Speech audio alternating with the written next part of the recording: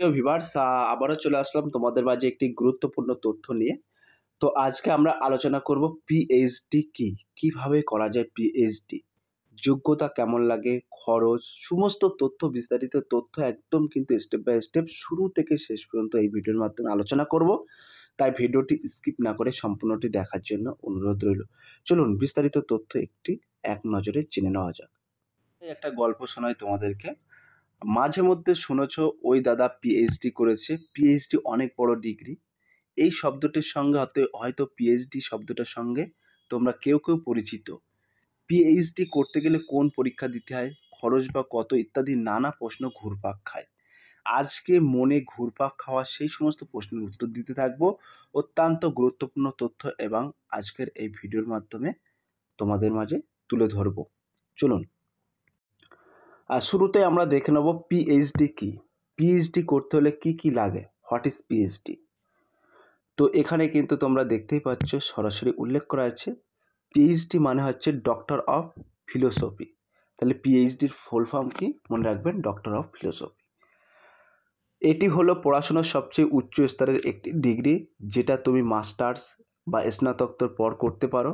এটা শুধু পাস করার জন্য নয়, এটা একেবারে গবেষণা ভিত্তিক অর্থাৎ রিসার্চ পড়াশুনো। মানে তুমি নিজে একটা বিষয় নিয়ে নতুন কিছু ভাববে, লিখবে, প্রমাণ করবে। সাধারণভাবে কোনো ব্যক্তি সংশ্লিষ্ট যে বিষয়ে পারদর্শী হন তিনি সেই বিষয়ে পিএইচডি করার জন্য আবেদন করতে পারেন। ক্লিয়ার? তাহলে পিএইচডি কি? পিএইচডি হলো ডক্টর অফ ফিলোসফি। এটা শুধু পাস করার জন্য নয়, এটা একেবারে কিন্তু গবেষণা ভিত্তিক অর্থাৎ রিসার্চ পড়াশুনো। মানে তুমি নিজে একটা বিষয় নিয়ে নতুন কিছু ভাববে, লিখবে, প্রমাণ করবে। সাধারণ কোনো ব্যক্তি সংশ্লিষ্ট যে বিষয়ে পারদর্শী হবে সেই বিষয়ের ওপর কিন্তু পিএইচডি করতে পারবে, অর্থাৎ পিএইচডির জন্য আবেদন করতে পারবেন। তো এখানে উল্লেখ করেছি পিএইচডির যোগ্যতা অর্থাৎ এলিজিবিলিটি কোয়ালিফিকেশান। তো পিএইচডি করতে গেলে একটা নির্দিষ্ট যোগ্যতা লাগে, সেই যোগ্যতাটাই বা কী? তো বলা হয়েছে পিএইচডি করতে গেলে তোমাদের অবশ্যই কিছু যোগ্যতা পূরণ করতে হবে। সেগুলো হলো স্নাতকোত্তর স্তরের ন্যূনতম 50% নম্বর থাকতে হবে। এবং তারপরে উল্লেখ করা আছে তোমাদের যদি 4 বছরের স্নাতক ডিগ্রি হয় এবং সেক্ষেত্রে যদি ন্যূনতম 75% নম্বর থাকে তাহলে তোমাদের আলাদা করে স্নাতকোত্তর করতে হবে না। এক্ষেত্রে তোমরা সরাসরি পিএইচডিতে সুযোগ পাবে। তাহলে এখানে কিন্তু প্রথম ধাপটা বলা হয়েছে 50% নম্বর থাকতে হবে স্নাতকোত্তরে, এবং তোমাদের যদি 4 বছরের স্নাতক ডিগ্রি থাকে এবং সেক্ষেত্রে যদি তোমাদের ন্যূনতম 75% নম্বর থাকে তাহলে কিন্তু তোমরা সরাসরি পিএইচডি করার সুযোগ পাবে। একটু ক্লিয়ার করে খুলে বলি, তো বিষয় এবং তথ্যটাও কিন্তু এখানে উল্লেখ করেছি। তো ন্যূনতম পড়াশুনো কিন্তু মাস্টার বা স্নাতকোত্তর পাস, এবং নম্বর কিন্তু সাধারণ 55% বা তার বেশি, এসসি এসটি হলে কিন্তু 50% নম্বর থাকলে আবেদন করতে পারবেন। এবং এই যে প্রবেশিকা পরীক্ষা, এতে প্রবেশিকা পরীক্ষাটা কিন্তু এখানে বলা আছে ইউজিসি, নিট, গেট, সেট বা বিশ্ববিদ্যালয়ের নিজস্ব পরীক্ষা। এটা কিন্তু প্রবেশিকার পরীক্ষার মাধ্যমে তোমাদের নিযুক্ত করা হবে। এবং ইন্টারভিউ, প্রায় সব জায়গাতেই হয়, ইন্টারভিউ কিন্তু সব জায়গাতেই হয়। এবং গবেষণা প্রস্তুত একটা রিসার্চ প্ল্যান বা রোড ম্যাপ দিতে হয়। ঠিক আছে, তার উপরেই কিন্তু তুমি গবেষণা বা রিসার্চ করতে পারবে। এবার আমরা সরাসরি দেখে নেব পিএইচডি করার জন্য কোন পরীক্ষা দিতে হয়। তো পিএইচডি করার জন্য বলে রাখি, তোমাদের সুবিধার্থে বলে রাখি, পিএইচডি করার জন্য নিট পরীক্ষায় উত্তীর্ণ হতে হয়। রাজ্যের মধ্যে কোনো শিক্ষা প্রতিষ্ঠানে পিএইচডি করতে গেলে সেট পরীক্ষায় উত্তীর্ণ হতে হবে তোমাদের। খরচটা কেমন?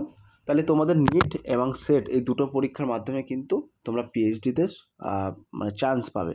তো এখানে কিন্তু খরচটাও কিন্তু আমরা এখানে উল্লেখ করেছি, তোমরা দেখতে পাচ্ছ খরচ। পিএইচডি করার খরচ শিক্ষা প্রতিষ্ঠান অনুযায়ী থাকে। প্রসঙ্গত উল্লেখ্য, নিট পরীক্ষার মাধ্যমে যদি তোমার জেআরএফ অর্থাৎ জুনিয়র রিসার্চ ফেলোশিপ পাও তবে প্রতি মাসে 30,000 টাকা থেকে 40,000 টাকা ফেলোশিপ হিসেবে পেয়ে যাবে। পিএইচডি করার খরচ হিসেবে তোমরা ব্যবহার করতে পারবে। তো এই যে টাকাটা, এই টাকাটা কিন্তু সম্পূর্ণ তুমি ফ্রি অফ কস্টে পেয়ে যাচ্ছ। এই টাকাটা ফেলোশিপ হিসেবে তুমি পেয়ে যাবে, পিএইচডি করার খরচ হিসেবে তুমি কিন্তু ব্যবহার করতে পারবে। এবং এখানে কোর্সের সময়সীমাটাও কিন্তু এখানে উল্লেখ করা আছে। বলা হচ্ছে কোর্সের সময়সীমা, পিএইচডি কোর্স 3 বা 5 বছরে হয়ে থাকে। এক্ষেত্রে যারা জেআরএফ পায় তারা সর্বোচ্চ 5 বছর পর্যন্ত এই পিএইচডির খরচ পাবে। ক্লিয়ার? এবং এখানে বিষয় তথ্যটাও কিন্তু আমি এখানে তুলে ধরেছি। সময়কাল কমপক্ষে 3 বছর থেকে 6 বছর এবং বৃত্তি স্কলারশিপ ইউজিসি, জেআরএফ, সিএসআইআর আর বিশ্ববিদ্যালয়ের নিজস্ব স্কলারশিপ ইত্যাদি তোমরা কিন্তু পেয়ে থাকবে। এবার আমরা দেখে নেব পিএইচডি করলে কী লাভ। এটা ফিউচার অপরচুনিটি কী আছে ফিউচারে তোমার। তো তোমাদেরকে জানিয়ে রাখি, নেট পরীক্ষা ক্র্যাক করলেই তোমরা অ্যাসিস্ট্যান্ট প্রফেসর হিসেবে এর আবেদন করার জন্য যোগ্য হয়ে যাবে। এছাড়া পিএইচডি করার পরবর্তীতে তোমরা রিসার্চ লেকচারার হিসেবে কর্মজীবন শুরু করতে পারো। এবং বলা হয়েছে বিশ্ববিদ্যালয়ের শিক্ষক হওয়ার সুযোগ, তারপরে কিন্তু বলা হয়েছে গবেষণার মাধ্যমে জ্ঞান ও সম্মান এবং ভালো বেতনের চাকরি, বিদেশে পড়াশোনার সুযোগ পাবে। যদি তুমি কোনো বিষয় নিয়ে গভীর জানতে চাও, রিসার্চ করতে চাও এবং সমাজে করতে চাও, নিজে কিছু নতুন করতে চাও, তাহলে পিএইচডি তোমার জন্য কিন্তু দারুণ একটি পথ। আশা করছি আজকের এই ভিডিওর মাধ্যমে পিএইচডি সম্পূর্ণ তথ্য তোমরা পেয়ে গেছো এবং জানতে পেরেছো। যদি আজকের এই ভিডিওটি ভালো লেগে থাকে প্লিজ লাইক, কমেন্ট এবং শেয়ার করে দিন বন্ধুদের মাঝে। ফিরে আসছি আগামী দিনে তোমাদের জন্য very most important topic video নিয়ে।